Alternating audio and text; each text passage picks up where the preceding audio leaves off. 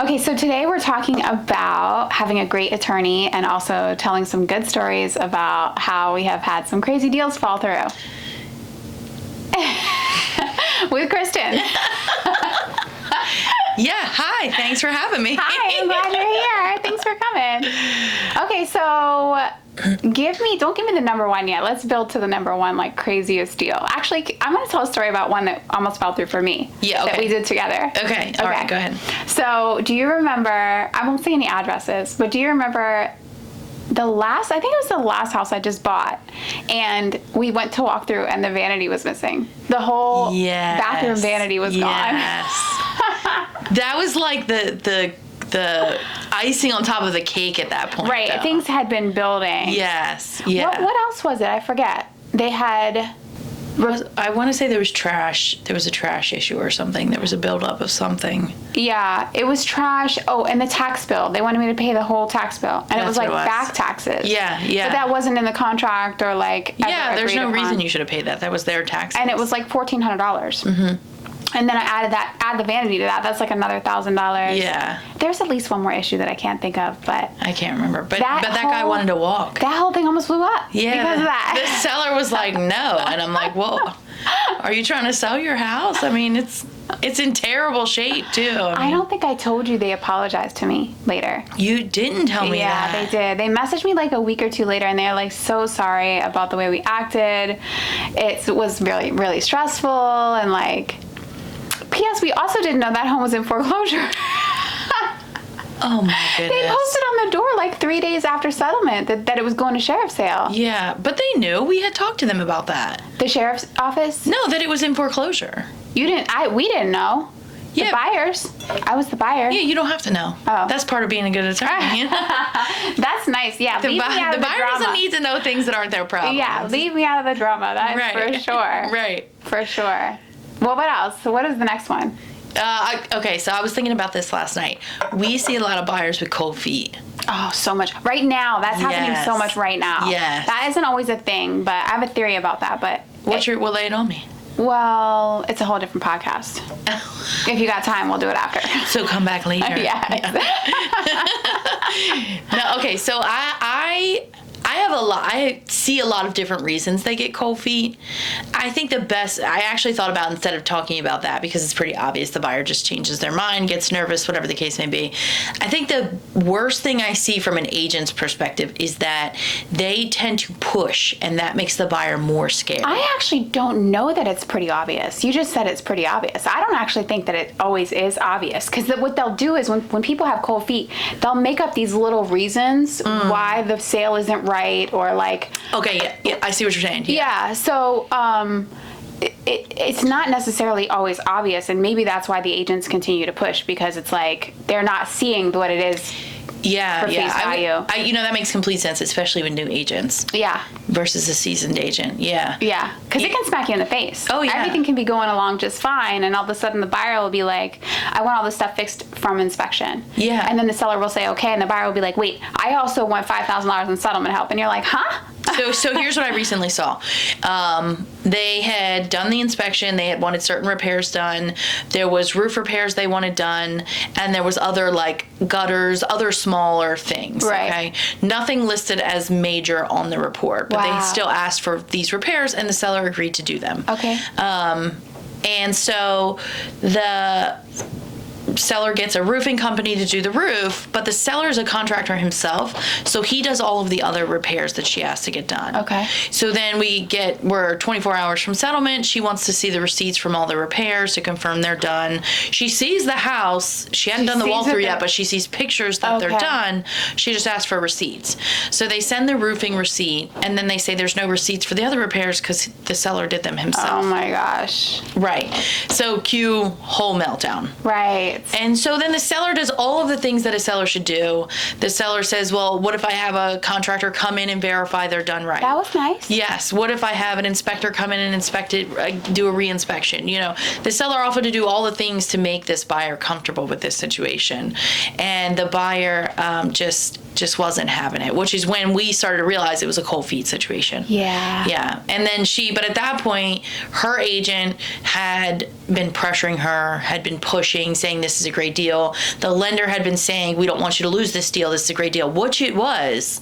But the pushing was making the situation worse, because then she felt pressured into something she didn't want to get into.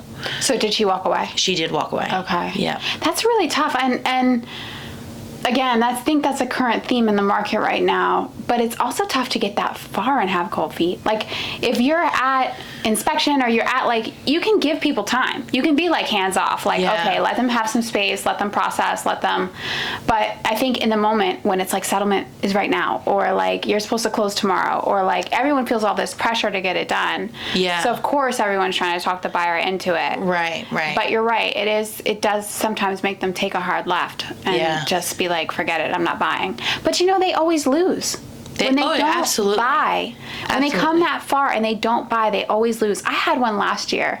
Do you remember? Kristen handles pretty much all my closings. We had a buyer named, never mind his name, and we went to walk through, and he ran the water, and it was. Oh, and it smelled funny? It had a smell. It smelled funny. He walked away because the water smelled funny. Yes, yeah. And he was buying right before the shit hit the fan. Mm-hmm. So he would have had equity like that. Yep. He walked away from such a great deal. Yeah. That was a situation where the seller agreed to do all of the things too. Yeah. Do put in some kind of filtration system or pay for an inspection or all. It was just, the thing about Delaware is we have water that smells here and there, and there's things you can do to remediate that, but it was just one of those houses where it was there. And in Delaware, the water smells like rotten eggs, which is, they say it's like sulfur. It's sulfur, that's what and it is. And we've done the research. It's not supposed to be harmful from what we can tell. Do your own research. But it's just something in Delaware. It's just the way it is. Yeah. So, the seller agreed to do everything. Everything, yeah. And the buyer still. And he ghosted me. He did? He never talked to me again after that. After, all that work and everything, like, I guess, do you get embarrassed and that's why you don't? Maybe. Yeah. But that was a crazy one. Mm-hmm. The water. The smell of the water, he walked away. The smell of the water, Yeah. So that same house I was just talking about with the buyer with the cold feet, we had, that was under contract before then. And it was under contract with a gentleman from an international buyer. Okay. Who said he wanted to buy it and he was interested sight unseen. Oh, I remember this. Yes, yeah. And so, of course, we're very leery, and we said you need to send us certified funds for the deposit. Where did he say he was? I want to say it was China. He said he was in China and like working in a desert or something, right? Something. Yeah. And the deposit was $20,000. He was going to buy in cash. And so we said, okay, so he said he was going to send us $150,000. Which the purchase price was like $20,000. He only needed to send, or was $200,000. He only needed to send $20,000, but he was going to send the whole $150,000 just to get us started, right? Yeah. And so of course we're very leery. Well, this check suddenly comes in the mail. Now it came like a week later than he promised us it would come and everything else, but it suddenly comes in the mail and it looked legit. It looked like certified funds. Yeah. So we deposit it into our account, and as soon as we deposit it, we start getting emails within 48 hours from the seller saying, you need to send me my money back, wire me my money. Oh my gosh. And we were leery from the jump with this situation, but of course we were like, no, we're not wiring your money. Like, it has to clear in our account first before we send anything out. Right. And of course it didn't clear. We went back and forth with our bank and we said, well, it could take upwards of 5 days to clear because it's international funds. And we were calling our bank, and he's like, it's day 5, where's my money? And all sorts of things. Wow. Yeah. Mm-hmm. So he was trying to get you to send the money before the check cleared. Yes. Yeah. Wow. I had that happen once too. Some people were going to buy a house. This was years and years and years ago. They were going to buy a new construction house, and they gave us a $40,000 deposit. And 3 weeks in, they changed their mind and they wanted their money back. And usually you can just request a check. Yeah. But I had a funny feeling about it. So I I was like, look, I called the accounting department for the place I worked at the time. And I was like, can you check on this check? Like, these people want a $40,000 check. I was going to just write the check request. Right. Can you just check? I just have a weird feeling about it. And the check had been pending for 3 weeks. It never cleared. So we almost wrote a $40,000 check back to them. Same sort of thing. So those people were in person. Yeah. It's crazy. It is crazy. That's I would argue part of a good attorney is being diligent and looking out for those types of things. Yeah, definitely. You know, because from a buyer's perspective, in that particular instance, it was fraud that would have only affected my office. But from a buyer's perspective or a seller's perspective, you know, we have to be on the lookout for wire fraud all the time, because let's say I'm sending a seller their proceeds and we get wiring instructions from the seller and we don't call to verify them or something. If they were caught transit, you know, and changed by someone, which we have had happen before. That happened to me. Yeah. Then $10,000. Mm-hmm. And I paid it and the check bounced. Mm-hmm. Yeah. That's another story for another podcast. I need help. Come back later again. Do you remember we had the lady who, it was another domino effect. She had a house to sell in PA. She was buying a house in Delaware, and I had the buyers and the sellers of that house, and the buyers were buying another house in Delaware. I think so. So hold on, I'll give you more details. Okay. We get lots of 3-part transactions, by the way. She sold her house and then quit her job. Yes. Yes. Yes. She quit her job the day before settlement. Like, she quit her job on a Friday, settlement was on a Monday. Yes. And all of a sudden, we didn't have clear to close anymore. Right. Everything was lined up perfectly. It's really hard to make everything line up in a 3-part transaction. Yeah, not when you have a good attorney, but that's another podcast for another day. Stay tuned. What do you say? Come back again. Okay, so anyway, it's really hard to make it all line up, even when you have a good attorney, because there's so many moving parts. Like, she had to sell her house, which meant her buyers had to buy her house, and without a hitch. Right. So that happened. Miracle. Next thing was, so we lined up all three of the transactions, and the first one went off without a hitch, and she quit her job after she sold her house. Yes, which meant she couldn't get the lending for her next purchase, which was number 2 in the transaction. Yeah. So then my buyers were stuck holding the bag because they had a house to sell. Right, and they were a house to buy. A house to buy, and they were under contract for it. Right, and I didn't let the agent know that they had a house to sell when I did the contract to buy this house, because it's so competitive right now, and I just thought, well, the only thing they'll lose is their deposit, and everybody can go on about their merry way. And if something was going to go wrong, it should have went wrong way sooner than it actually went wrong. Right. So I had to bite the bullet and tell the other agent what was going on, and she was pretty pissed at me. But I was like, look, we're still going to pull it off, and we had to get really creative with this one, which definitely requires a good attorney. Yes. So we ended up, I don't know a better word than finagling the funding. Yeah. So that the people who were purchasing, so the third part of the buyers for the third part of the transaction, ended up they were holding the mortgage, Pretty right? much. Their house was paid for in cash. My buyers and sellers, same people. Right. Their house that they were selling was paid for in cash. And the lady who sold her house and then quit her job made about $80,000 or $100,000 on the sale of her house. Yes. So that was enough for my people to be able to buy their new house. So we basically wrote up a lease purchase agreement. Yep. That required $80,000 down on it. That's what it was. So that they could get the cash to close on the other house. Yes. So they kept her as a tenant for, I think, maybe 45, 60 days. Yeah, it wasn't long at all. It wasn't long. And we made her switch lenders so we could have control of the transaction, and we got it all through somehow. I don't know how we did it, but that one was insane. That was nerve-wracking. Don't quit your job. Yeah. Don't quit your job. Don't buy a car. Yes. Don't buy an engagement ring. I've told you that, right? Okay, so I saw one where he was going to surprise her at settlement. It wasn't my personal settlement. I wasn't conducting it, but he was going to surprise her and propose to her either at settlement or at the house when they went back or something. But he bought the ring on his credit. And so not only did it ruin the house sale, but he also it ruined the surprise of the engagement, because he had to disclose why there was this added credit on there. Oh my gosh. What a mess. Yes.